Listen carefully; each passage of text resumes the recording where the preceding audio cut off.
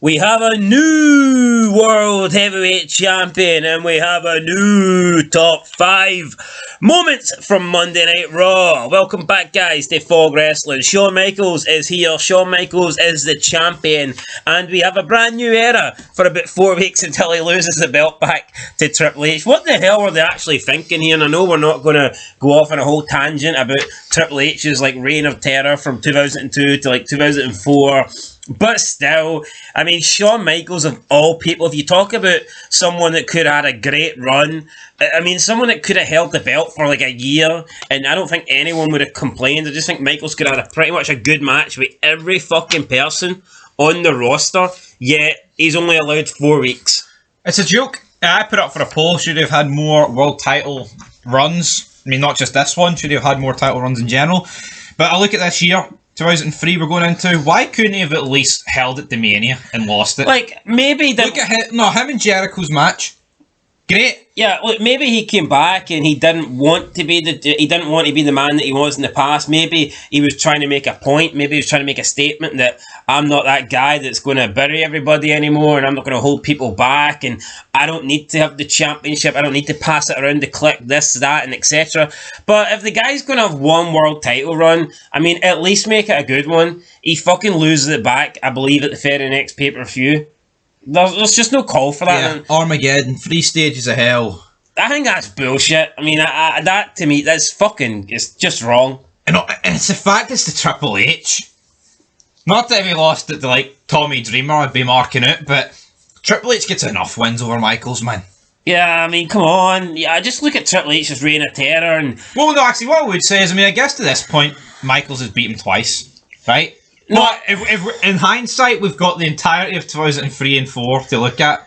Triple H fucking buries him. I'm just looking at Triple H's reign of terror and all Triple H's opponents that he faces for the world title, and I just see Shawn Michaels having much better matches and better feuds with them all.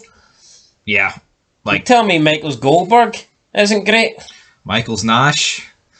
Michaels Booker T. Michaels Steiner. Yeah, I think Steiner Michaels just would have been a lot better. And hell, Steiner feuds with Triple H straight after Michaels Kane would have been a hell of a lot better.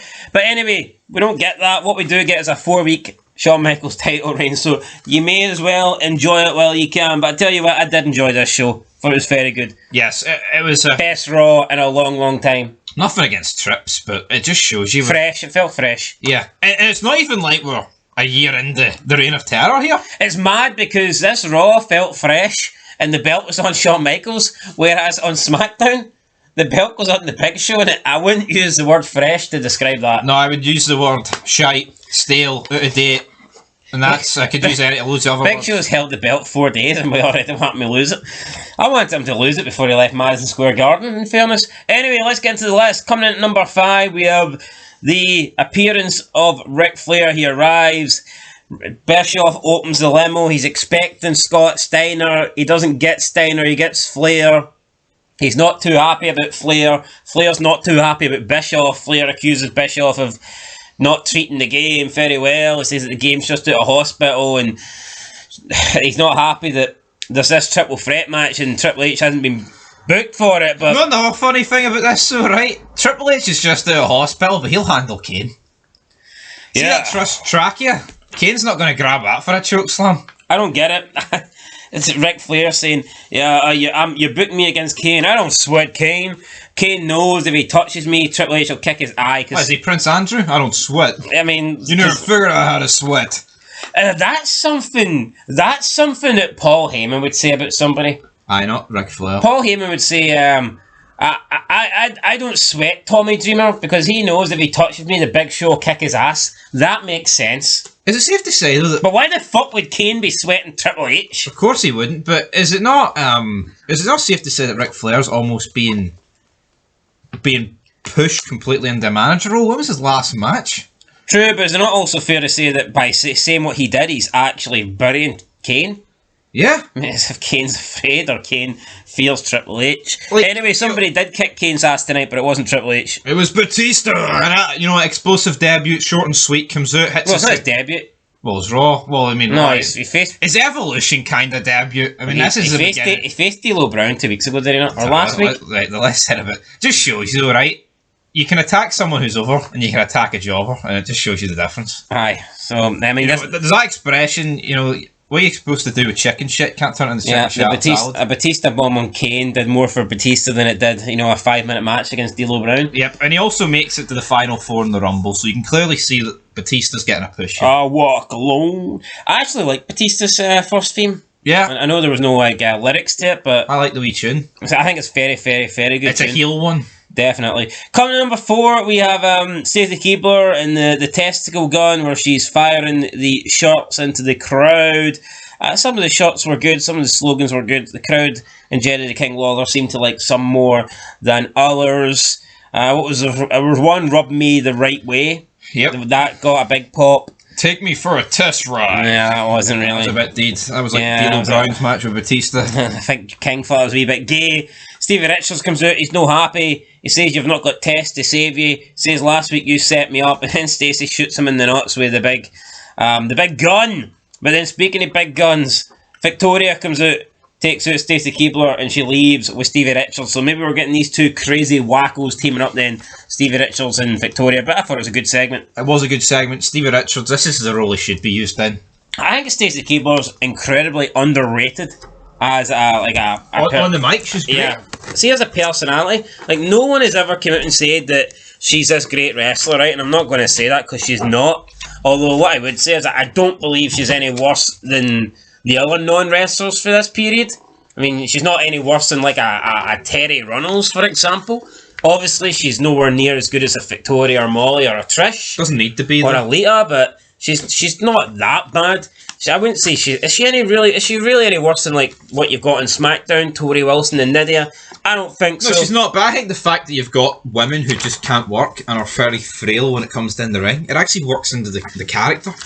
Rather than today where it's just, we can all work, and some of us are ugly as fuck. I mean, that's pretty much what we've got today in 2023. I mean, if you would rather like a Shayna Baszler on your television screen than a Stacey, I don't know what to tell you. I really fucking don't. Stevie Wonder. Anyway, coming to number 3, we have Steiner and Jericho, two of the greatest promo guys in WWE, going at it. So obviously it was going to be good. Everybody knows what's to know, but no one knows what's going on in POPPA Steiner. We just hear words, but it's great. And this is. Do you think Steiner knew who King Arthur was? When Jericho buries him? No. I'm not going to get my ass kicked back out. Your medieval ass. I like that for Steiner, but not make knowing you're over, right? See when you mumble jumble your fucking words and it's still great. It's like Hogan botches and it's still good. Energy and enthusiasm goes a long way in wrestling for me. Yeah, because normally if you're botching and mumbling, it's going to be a shite promo. But Savage is the same, Flair's the same. See when they go on their rants. It just works. You don't even know what they're saying, but you know they're saying something. Yeah. Ooh, let me tell you something, brother. I think someone that tries to go for a similar style like this in today's is Kevin Owens, and it just does not work. He goes for the goofy. He said that. All that pishing. Oh, when you say the name, it means he has to come out. No. Steiner. Great for Steiner. Great for Jericho. I'm not too keen on Jericho's dance, but hey.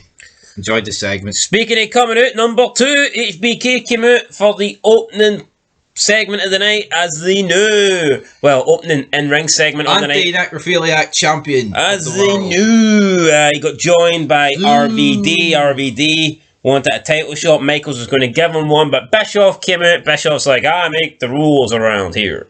Shawn Michaels, though, says, no, you don't. I'm the new sheriff.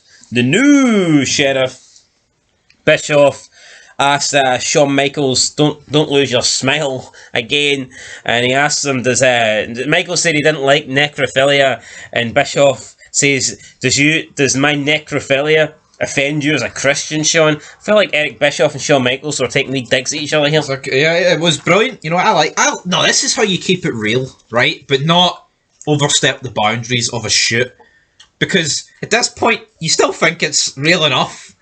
See, today, he would have said this line and then next thing just broke character. This ain't breaking character to me. This is just great banter. No, because it's in character. It's in character. And speaking of in the number 1 spot, we're going to go with the triple threat match. Main event, Booker T, Jericho, RVD. Winner gets a shot against Shawn Michaels. Great match. A little bit underwhelming at the end. Just, I think Booker T, wrong place, Wrong time. But other than that, it was a fantastic match. One of the best matches we've seen in a long time. Easily the best non-ladder match we've seen on Raw in a very, very long time. Probably the best non-ladder match we've seen since Undertaker RVD for the belt. Yeah, that one was good as a match by itself, but this had interference. This had, drama, action, loads of different people, like Steiner coming out, seeing him do the press-ups, and Jericho's there. Who's medieval, man? Talking shite, brilliant though, great match, great entertainment, exactly what I want from a triple threat, right? Not some flippy-dippy fucking crock of shite. Now, Booker T, son, if you just work on your selling at the end, instead of looking like a goofball and then getting in the ring at a count of 4 instead of, two and a bit. Work on that, Booker, because I think Booker's dropping the ball. Booker got in the ring before RVD and still couldn't break up the pin. How the fuck's that possible? Yeah, he didn't react there before. Booker got into the ring before RVD got into the ring. Yeah, he couldn't break up the pin. Oh, but I'm the five-time WCW champ. It doesn't work out. Well, you're a sucker. Anyway, guys, that's our list. We'll catch you in the next one. Let us know what you thought down below. Fog Wrestling. Peace out.